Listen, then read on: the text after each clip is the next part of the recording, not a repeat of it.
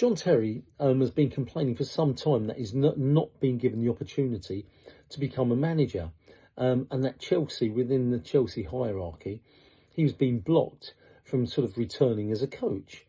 And you wonder why that is. Let's face it, John Terry was one of the best centre halves that, the Premier League, if not, top level flight UK football's ever seen. And it makes you think, there's a couple of points I want to make. One, why would Chelsea not give him that opportunity now? What's the reason for that? They know him better than everyone else. They know the qualities he's got, and they know, the negativities he's got. So if Chelsea don't trust him to coach, why don't they want him there? Could it be that, he's manipulative and he's, very political, and they don't like that? Because he loves that club all the way through.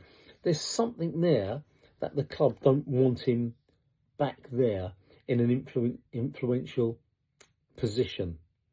I don't know. None of us know.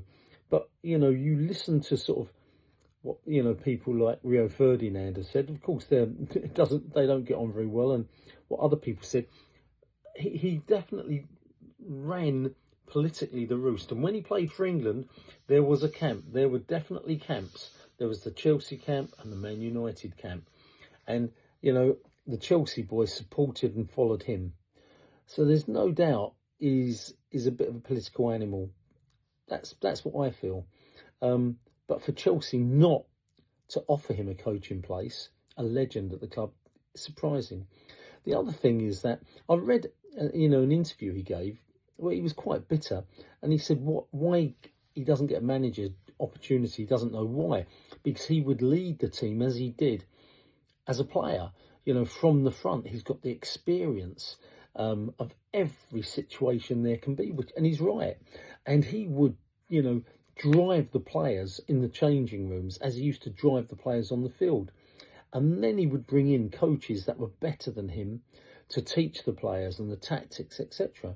Well, as an employer, if somebody came to me and said that to me in an interview, well, actually, I think, I want the guy who he employs, the one that, understands tactics better, is a better coach and has also got the experience.